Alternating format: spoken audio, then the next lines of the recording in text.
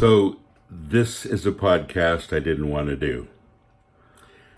I know it's going to open up a can of worms. I know I'm about to be in trouble. And after a sleepless night with it, I'm going to do it.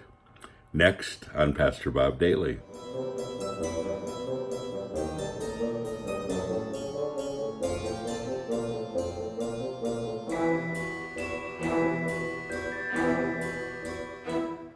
Well, I probably have your attention, and I should.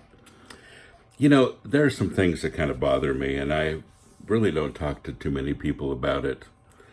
And I don't talk to too many of my friends about it because, well, they don't listen to me on these issues. But I want to talk to you about it today because, you know, one of the things I realize as I grow older is that I have some life lessons that I feel like are important for other people too, not just me. I've learned some things the hard way, and I'd rather that the things that I've learned could be beneficial to others so they don't have to go through the same things. It's really what I think mentoring is all about. Mentoring is not just spiritual things. It's about life. It's about the way we live. And those are the things I'd like to talk about today. I want to start with sleep because I used to believe that I only needed 4 hours a night sleep. You know, Einstein did it, several others did it. There's a lot of very successful people that just slept 4 hours, and I just thought, well, that would give me more time to work. So for a lot of years, I worked, 20 hours a day, slept 4 hours, and no days off. And, you know, I'm better now. I sleep enough. I still work too much, but it isn't true. And, you know, there is a reason for sleep. It rejuvenates you, it revives you, and it helps your body to, you know, in the process of growing new blood cells and brain cells and all of those things. And our body goes through cycles during the night. And it takes us a while to get through all of those cycles so that we're ready to go again. In fact, most people agree that it's about 8 hours and 14 minutes. You say that's a lot more sleep than I get. I know.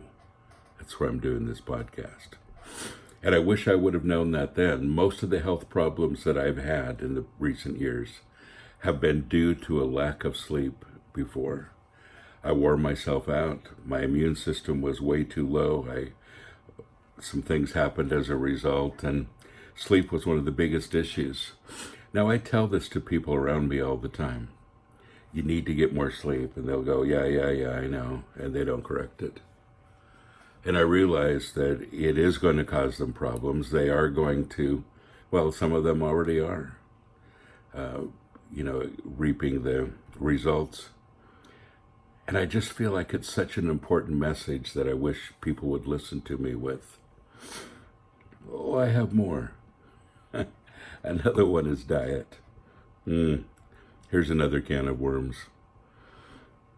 You know, I've been on every kind of an eating program, and I would say for most of my adult life, I've been either vegetarian or vegan. But I've had times of going back and forth. I've had times of eating meat and going back and forth, and, I had some very serious health issues a few years ago that I believe I'm alive today because I really restricted my diet and did what I needed to do to get my body back in that healthy place again. And I did it, where the doctor, as I was walking out of his office, told me I was going to die. And, you know, I realize the importance of a good diet. Now, my friends will even sit around the table with me and drink cans of soda and bring all the worst food. And they know it's bad for them, but they just don't seem to care, as most people don't. And those are the things I lay in bed at night thinking about and praying for, because some of the people that I love the most, I realize this is going to kill them. It's going to kill them early. Between that and sleep and a few other things, it's going to take its toll. Now, I'm not saying you have to be a vegetarian. It's your choice, and I'm a vegetarian for two reasons, honestly. One is that for me, it's the best health program, and I'm not a huge lover of most meat. I'm excited for the vegan meat that actually is great, and it takes care of it. But for me, I am not healthy when I eat meat. So for me, that's what I do. The other thing is that I have just an intense love for animals.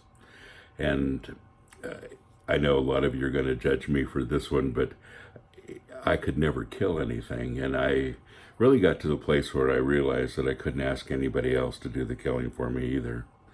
And I just, it gets more and more extreme as I spend more time with the animals in my yard. And, a lot of them eat out of my hands, the wild animals. And I just have this love for animals. And so I think that's another reason why I'm vegan. But it's a personal thing. And I'm not blaming you for whatever eating lifestyle you have, but there's some things that you should cut out, like the sugars and too much processed oils or processed foods. Some people are into the meat diet, and if you are, simply cut out the processed foods at least, because that's the thing that kills you the most. Lifestyle. A lot of people have developed a lifestyle that is also very unhealthy. A little too much drinking sometimes. I don't have a problem with people drinking beer or a glass of wine with the meal or whatever, but it's the overindulgence that is permeating Christianity that really does concern me. It's not okay if you go out with your Christian friends to a pub and get drunk together. It's really not okay. Smoking is a big deal. It just kills me to see young kids starting to smoke when we know that it will do harm and you most likely will die from something related to it. So why do you do it? Why do you perpetuate things that are going to cause you problems? You see, the bottom line is this: we have these bodies to take care of. And I wish I would have known a whole lot of things that I know now earlier. I wouldn't be overweight. I wouldn't struggle with some of the health difficulties that I have, all of those things. And I realize that I've done myself a lot of harm. And even though I probably eat better than almost anybody I know at this point, it's not enough anymore because a lot of the damage had been done. Now, I'm feeling a lot better these days, but I sure wish I could have those years back. Attitude is another one. There are so many people around me with just a bad attitude. Every day, a bad attitude. Every day, a woe is me. Why are people persecuting me?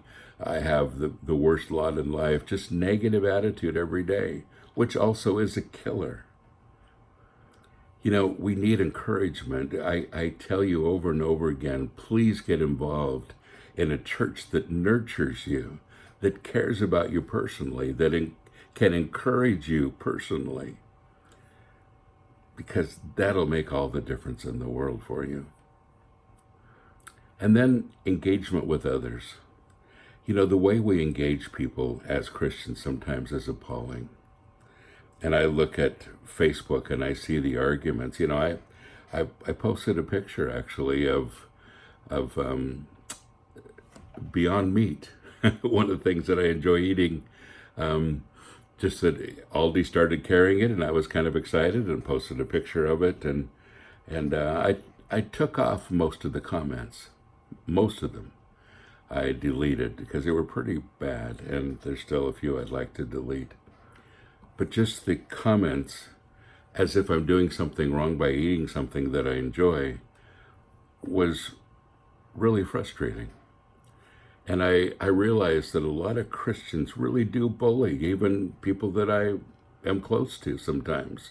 Their comments about something that they don't agree with is pretty bullying, can be. I just wish that how do I say this right? I wish that we would spend as much time in our life here making it better, nurturing, taking care of ourselves, all of those things than we do.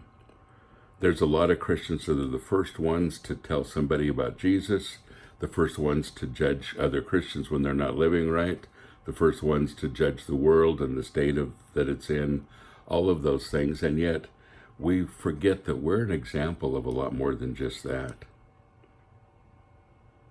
We're an example of taking care of ourselves. We're an example of, our lifestyle, our attitudes, our engagement with others, all of that, as well as a representative of Jesus Christ.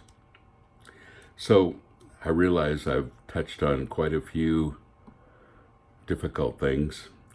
I have thought about doing this podcast for over a year now, and I just haven't.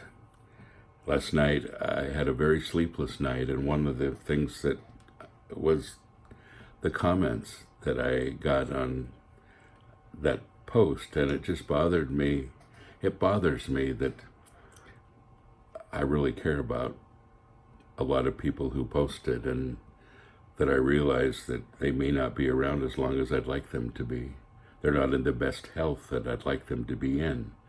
And I just want all of us to be better. So I'm not sure how to end this. I'm not sorry for anything I've said. I've thought about it for over a year. I thought about it over and over in my head, what I would say if I ever did this podcast, and here it is. I am pretty positive that almost every one of you will have at least a portion of this podcast that you don't quite agree with, and that's okay. Just indulge this old guy who has a little bit of life experience, and it is done absolutely out of love, with fear and trembling, and out of a lot of concern. So anyway, there it is. God bless you. Have a great day.